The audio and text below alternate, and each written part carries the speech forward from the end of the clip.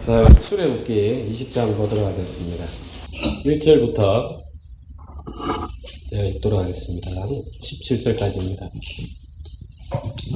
하나님이 이 모든 말씀으로 말씀하여 이르시되 나는 너를 애굽 땅 종되었던 집에서 인도하여 낸 내 하나님 여호와니라. 너는 나 외에는 다른 신들을 내게 두지 말라.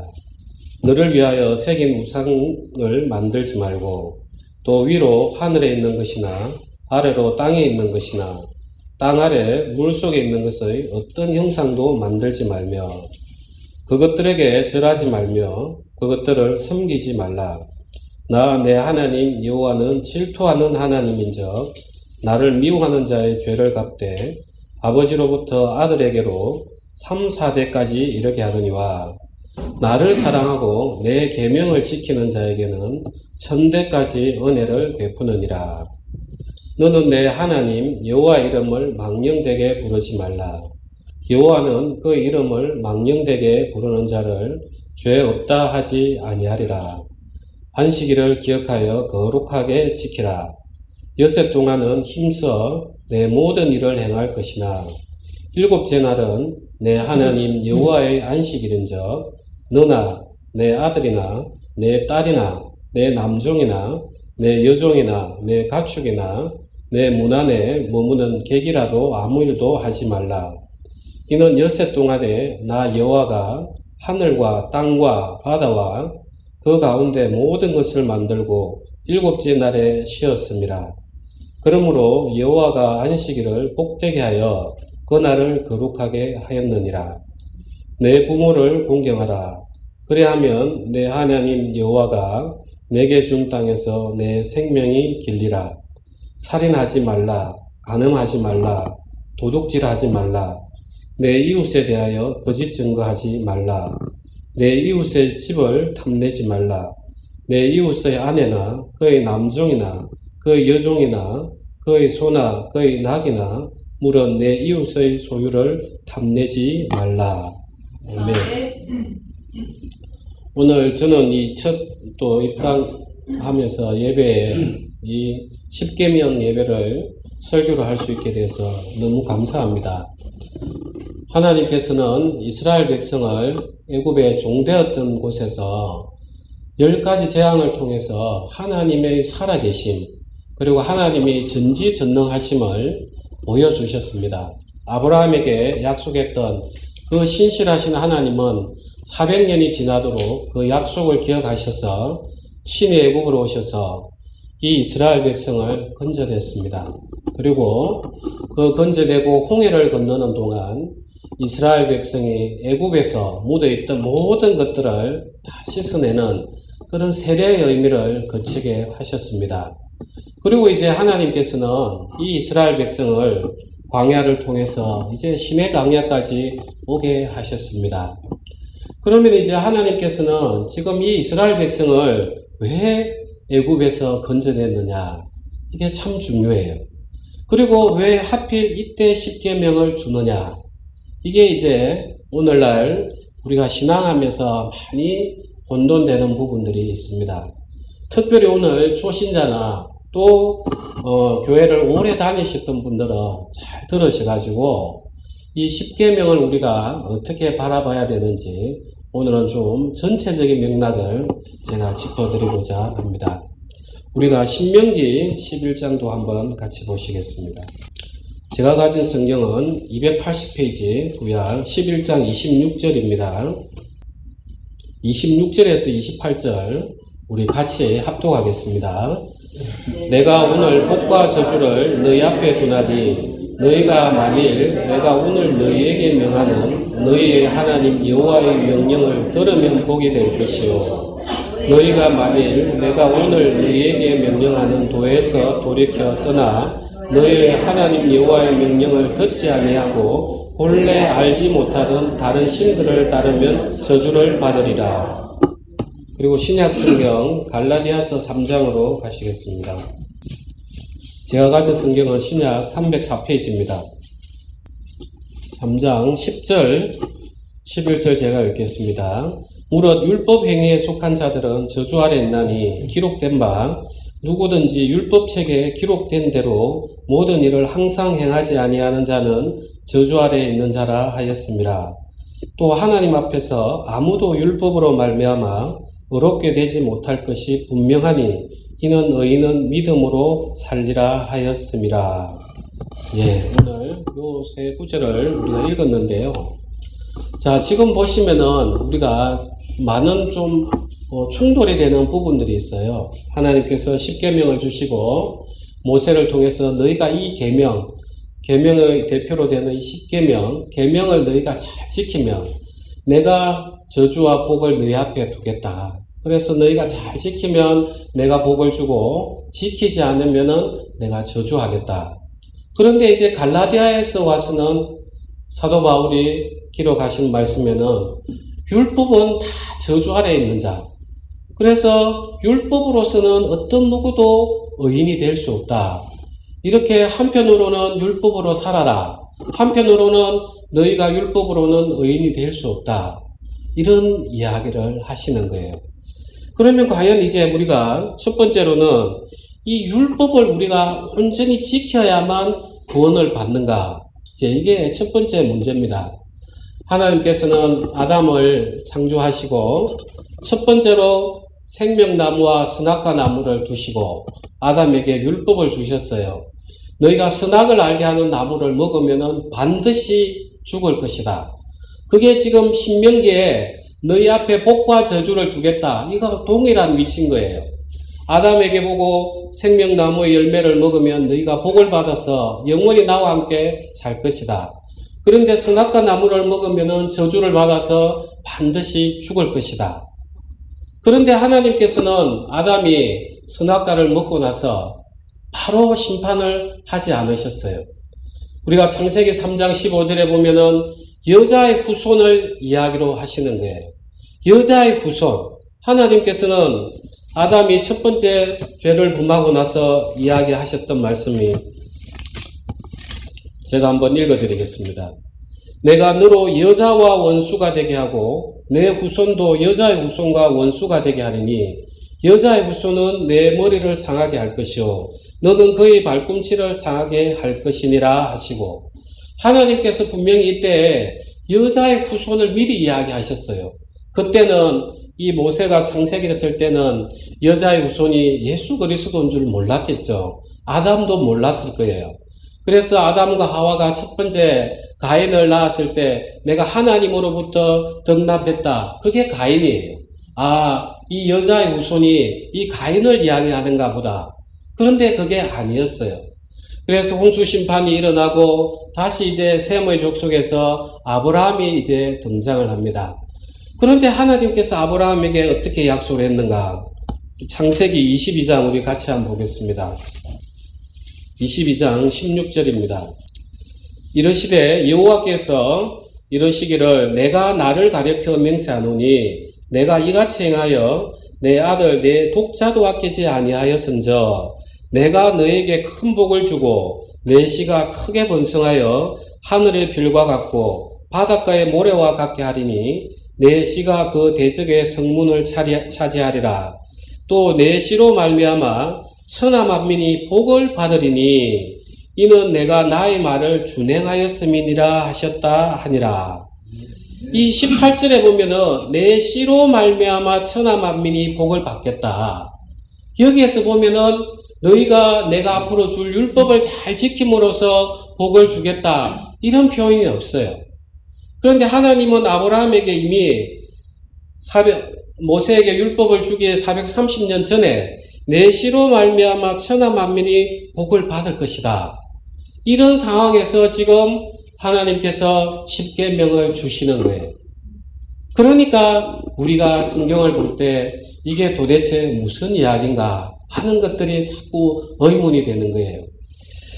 그래서 이제 여러분들은 그대로 계시고 제가 갈라디아서 3장을 다시 한번 읽어 드릴게요. 제가 갈라디아서 3장 17절을 한번 읽어 보겠습니다. 내가 이것을 말하노니 하나님께서 미리 정하신 언약을 430년 후에 생긴 율법이 폐기하지 못하고 그 약속을 헛되게 하지 못하리라.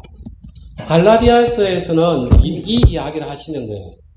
아니 이미 430년 전에 아브라함에게 천하 만민이 복을 받을 것이다. 내 씨로 말미암아서 그렇게 이야기를 해놓으셨는데 이제 율법이 왔단 말이에요.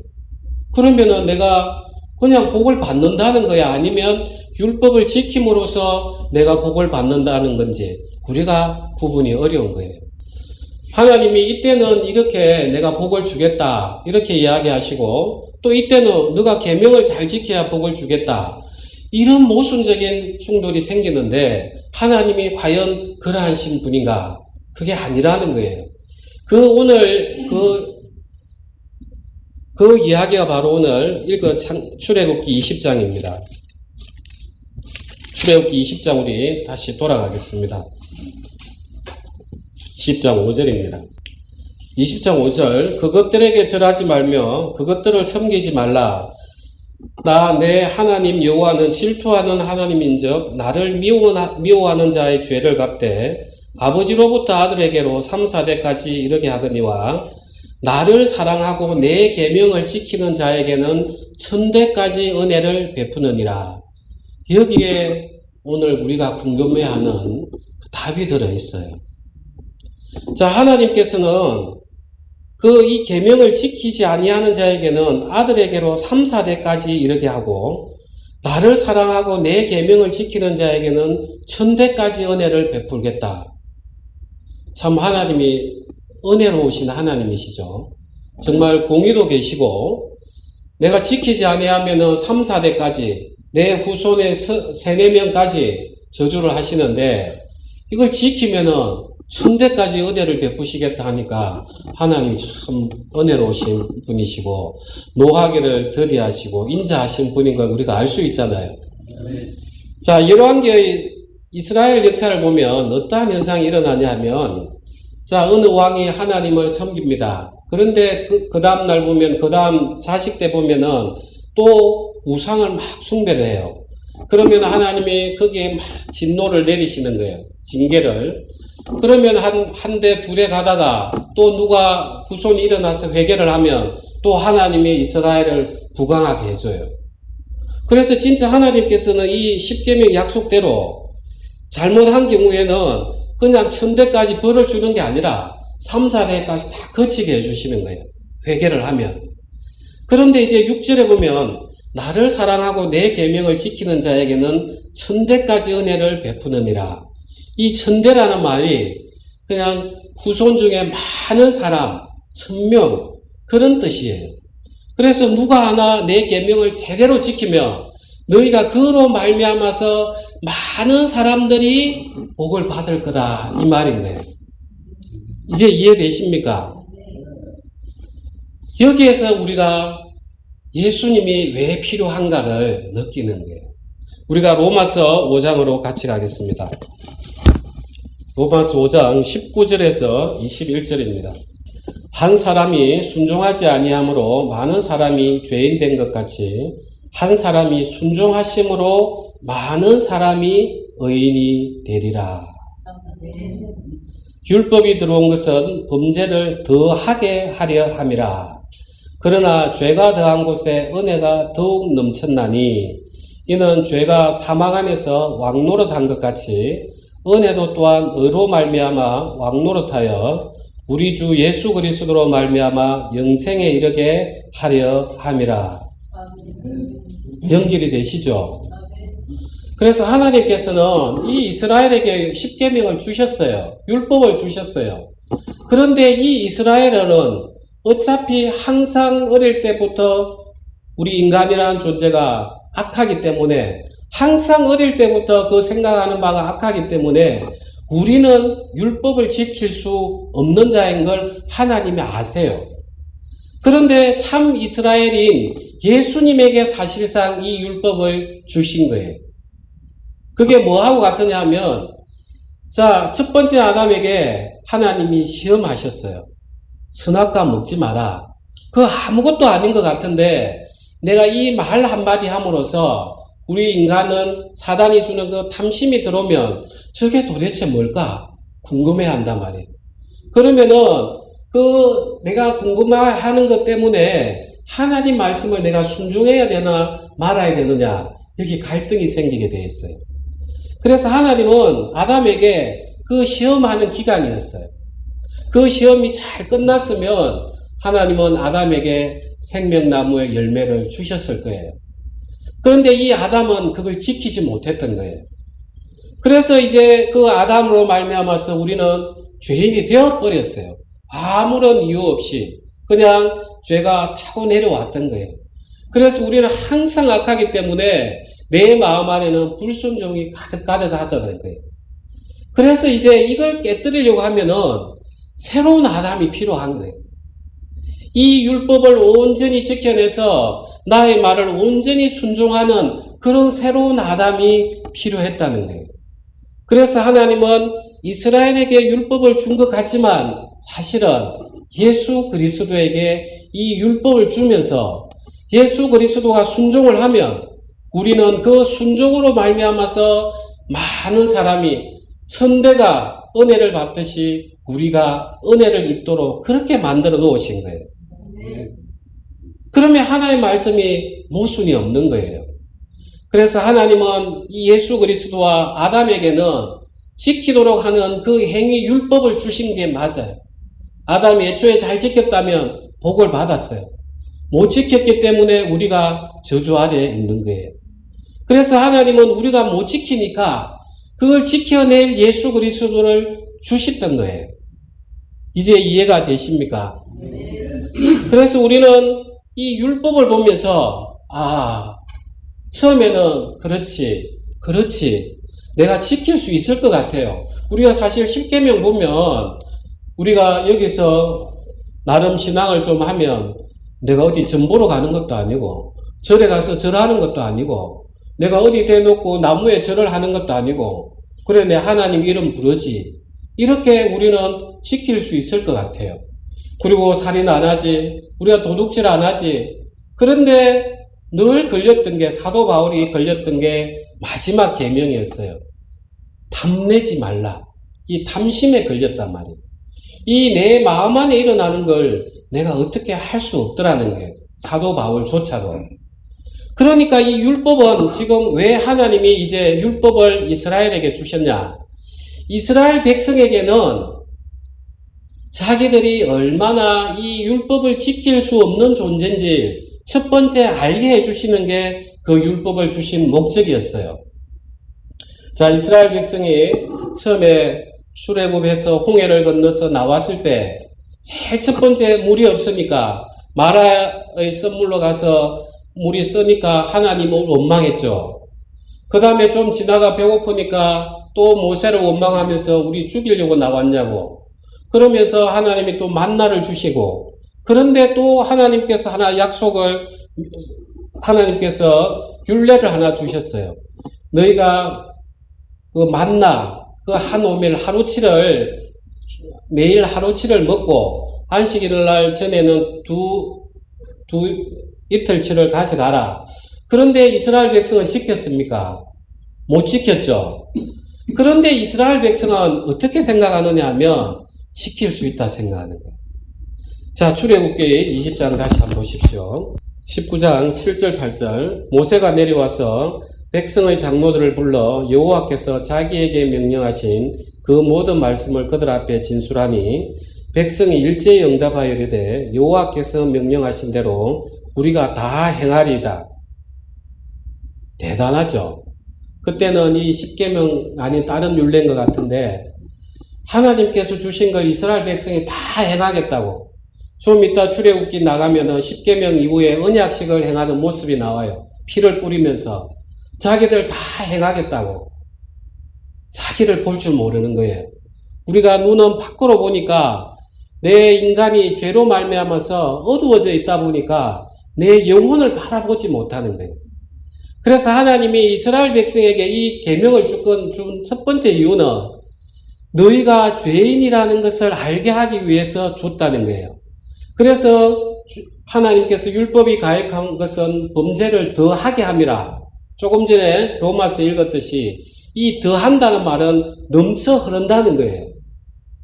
율법이 오니까 내가 이렇게 율법을 어기고 있구나. 도대체 내 안에 뭐가 있지?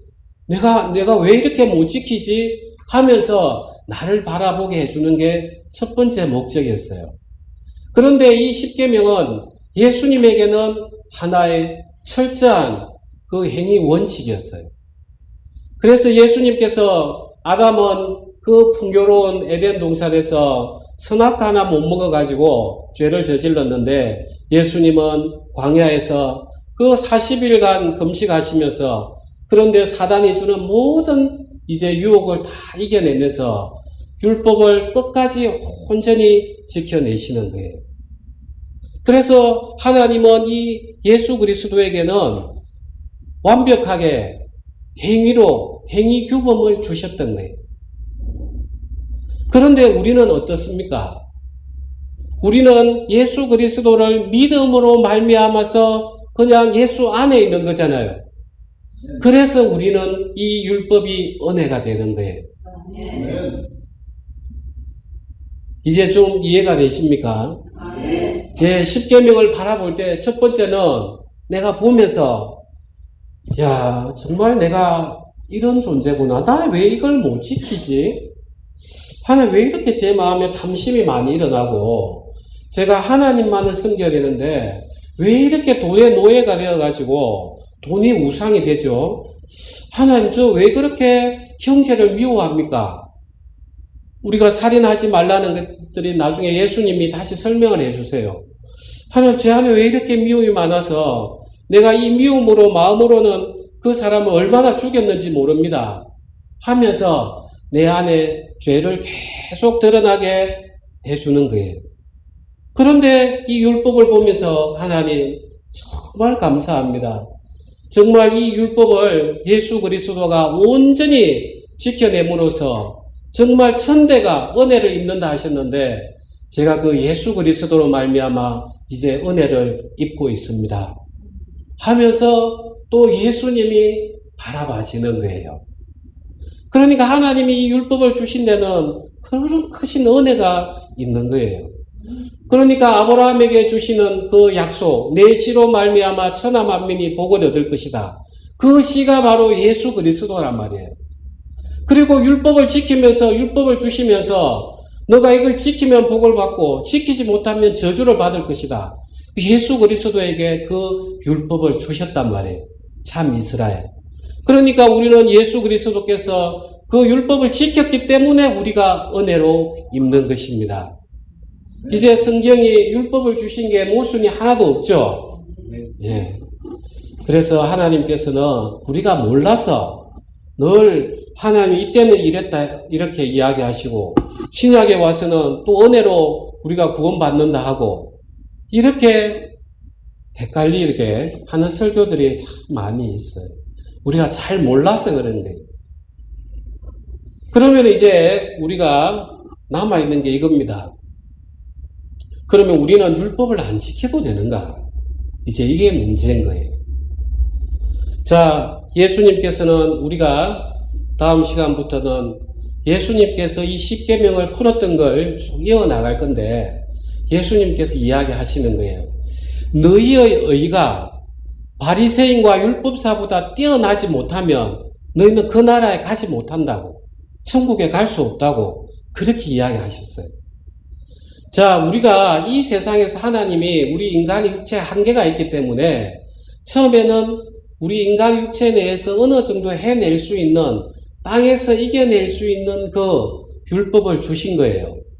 그래서 이 바리새인하고 율법사들은 내가 이걸 열심히 지켜야지 그렇게 하면서 율법을 지키려고 나아갔어요.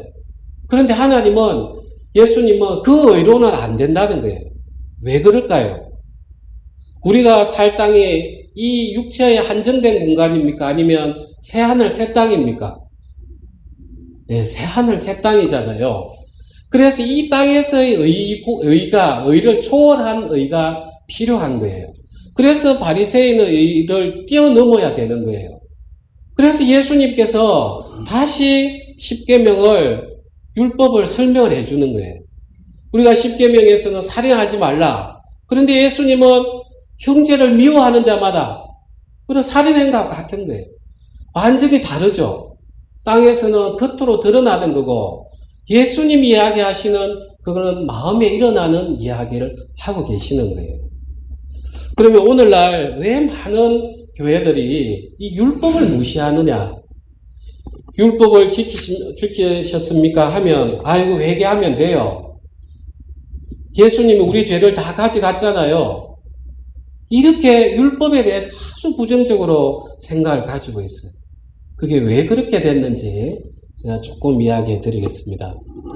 본래 이제 예수님께서도 율법이 잘못됐다 한 적은 없어요.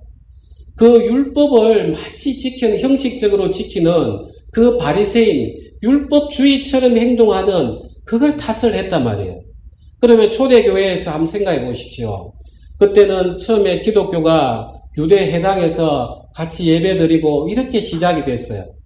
그러다 AD 90년대 돼서 완전히 이제 구분이 되지는데, 그러면 이제 그때는 유대인들이 우리 초대 기독교인들 보고 했던 게 뭐입니까?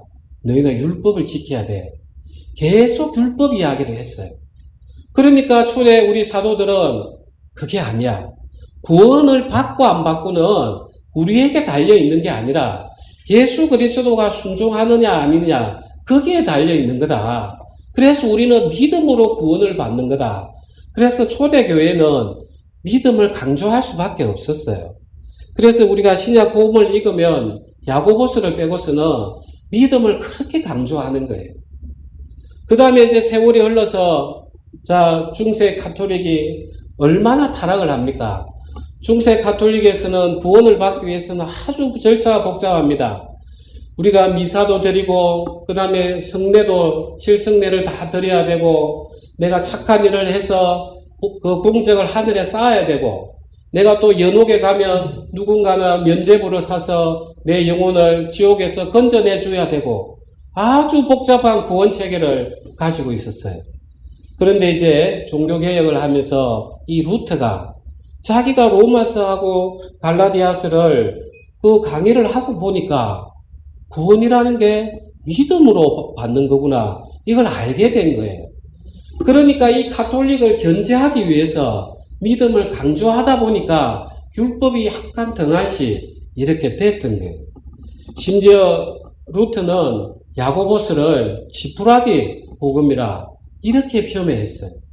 그러니까 그 역사적인 흐름 때문에 율법이 다소 작아 보였던 거지 우리는 율법이 아주 중요합니다. 자, 왜 그런지 이야기해 드리겠습니다. 자, 이 율법은 누구를 향해서 바라보고 있는 겁니까? 누굽니까? 예수님이에요. 예수님. 그러면 지금 구원을 받은 자는 누구 안에 있습니까? 예수님 안에 있는 거예요. 그래서 이 율법은 예수님에게도 이야기하지만 그 예수님의 의로 둘러싸여진 우리에게도 지금 이야기하는 거예요. 자, 예수님께서 온전히 순종하셔서 정말 많은 사람들에게 생명을 주셨단 말이에요. 그 예수님의 순종으로 말미암아서 생명이 나갔단 말이에요. 그러면 우리도 동일한 거예요. 우리가 율법을 온전히 순종함으로써 다른 사람들이 볼 때, 야, 저 사람 정말 저렇게 하나님을 열심히 믿는구나. 정말 저 사람 마음 안에는 사랑이 가득하구나. 그걸 보면서 우리가 복음을 전하면서 우리에게 또 생명이 나가는 거예요. 그런데 우리가 율법을 등한시하면서 나는 개판으로 살면서 예수님이 우리 죄 다 사했습니다. 이걸 믿으십시오. 누가 믿겠냐는 거예요. 아무도 따라올 사람이 없어요. 심지어 저 사람이 장로인 교회라서 내 보니까 거기는 저 사람이 장로이기 때문에 나는 그 교회를 안 가겠다고. 그렇게까지 이야기가 된단 말이에요. 그러면 이제 우리가 율법을 지켜야 된다는 것까지 왔어요. 그러면은 이제 어떻게 지켜내느냐? 이게 우리의 숙제인 거예요. 자, 제가 손양원 목사님 한번 이야기를 해드렸어요. 손양원 목사님께서 문둥병자를 그렇게 극진히 대접을 하니까 치유하고 정말 아주 그 정도가 심한 문둥병자가 질투를 해가지고 손양원 목사님이 들어올 때마다 손양원 목사님은 욕을 하고 던지고 이랬단 말이에요. 그런데 손양원 목사님은 한 사람 치유하고 나서 그 사람이 내가서 더 안아주고 더 치유해주고 이러는 거예요. 사람들이 이야기하는 거예요. 아니 목사님은 정말 그렇게 당신을 욕하시는 분을 치유해주고 있습니까? 정말 내 같으면 들어가지도 않을 건데 그때 손양원 목사님이 사랑 외에는 사람을 치유하는 게 없다고. 네. 자, 우리가 이 율법 앞에 우리가 하나님의 백성이면 당연히 하나님이 우리에게 너 이거 지켜야 돼. 당연히 명령할 수 있는 거 아닙니까? 대한민국에 살면 너희는 이런 거는 지켜야 돼. 이걸 넘어가면 내가 처벌하겠어. 형법을 딱 규정하고 있듯이 하나님은 우리가 하나님의 백성인 걸 인정하시기 때문에 내가 이 율법을 줄 테니까 너가 순종을 해라. 그래야 우리가 같이 동행할 수 있다. 너무나 당연한 거 아니에요? 너무나 당연해요.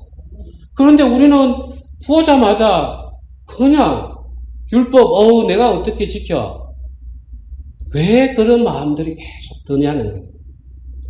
자, 예수님께서는 어떻습니까? 예수님께서 이 율법을 지켜야 될 이유가 뭐가 있습니까? 하나님이신데. 그런데 예수님께서는 그 40일 광야 생활 금식하면서까지 온전히 굶어서 정말 떡 한 조각만 누가 주더라도 진짜 먹고 키워올 판인데도 그 사단의 유혹을 다 이겨내던 거예요.